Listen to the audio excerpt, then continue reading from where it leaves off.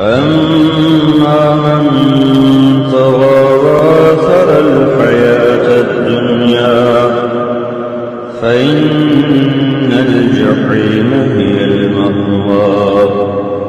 وأما من خاف مقام ربه ونهى النفس عن الهوى فإن الجنة هي المأوى.